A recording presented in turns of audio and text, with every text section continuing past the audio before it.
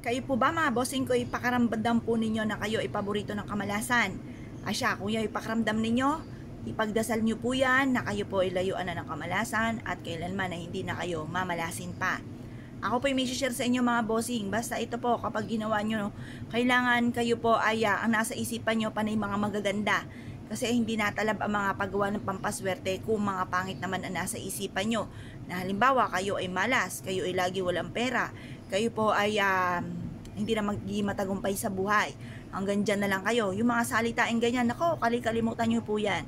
Hindi po yan makakatulong sa inyong pag-unlad at bagkos ay kayo po ay panghihinaan pa ng loob at kayo po ay kumbaga kung ano yung naisip nyo, magkakatotoo po yan. Kaya alisin ang mga ganyang isipin, yung hindi makakatulong at bagkos ay panghihinaan ka pa ng loob. Nako, baliktarin po natin ang mga nagaganap. Halimbawa, walang pera. Magkakaroon ako ng napakaraming pera. Lahat ang mga pangarap ko'y matutupad. Nako, ewan ko na lamang kung ako'y mamублema pa sa pera. Mapuputos ang aking pitaka sa dami ng perang darating. Ganun po ang pagwi-wish. Huwag kayong magwi-wish ng mga yung tipo ba na panghihinaan ka lang ng loob. Lagi mga magaganda ang i-wish po ninyo. Kaya lagi ko rin tinatitle panay mga magaganda. Kasi kapag tinatitle ko yung pangit, yung po ba ay gugustuhin nyo, di ba? Walang may gusto ng pangit. Kaya panay mga magaganda, mga wini-wish po natin, mga bossing, at ganoon din ang ating isipin.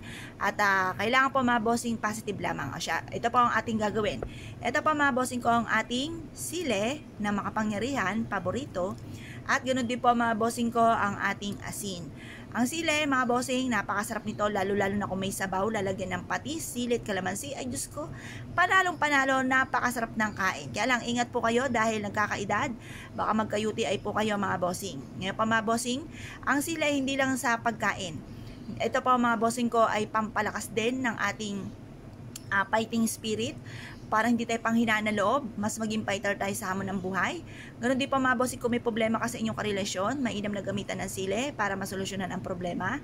Kung kayo pa mga bossing ko ay isa sa mga dumadaan sa mga napakaraming mga pagsubok, gamitan nyo po ito upang sa ganon magtuloy-tuloy ang swerte at hindi na kayo muli mamalasin pa. Ngayon pa mga bossing, ang sile, kung halimbawa ikaw po lapitin din ng mga taong chismosa, pakalimera at inggitera, pantaboy din po sa kanila. Kung kayo minamala sa negosyo, para kayo swertihin, gamitan ito ng sile para kayo ay swertihin. Ngayon pa mga bossing, strong relationship din ito ng family kung away-away ang inyong pamilya. Minsan mga bossing sa paghabang bata pa, minaringgan akong bossing ko, yung mga anak daw nila ay magkaka-close nung sila ay maliliit pa. Pero na naglakihan, nagkaroon na ng kanya-kanyang asawa, ay naging magkakaaway na. Ngayon pa mga bossing, pampalakas din po ito ng strong relationship ng family para manumbalik yung bonding ng family. Ngayon po mga bossing, mag-wish ka kung anong nais po ninyo. Harap sa may silangan ng 6:30 or kaya po ay alas 7. Matatapos ito hanggang alas 8 kasi ibibilad pa po natin siya. Pero kapag pupul moon, lagi nyo po tandaan alas 7 or alas 8 ang mga pinakamagagandang araw. Ngayon pa mga bossing, ko kayo po naniniwala, subukan nyo po ito, proven po ito na napakaswerte. I-wish po na magkaroon ako ng sariling bahay, ng negosyo na dito na ako yayaman, magkaroon ako ng mga bagay na matagal ko na pinapangarap, maligtas ako sa anumang kapahamakan, ako at aking buong pamilya, matupad ang lahat ng mga pangarap sa buhay at magkaroon ng mahabang buhay. Yun po yung mga pinakamayor, pinaka-importante.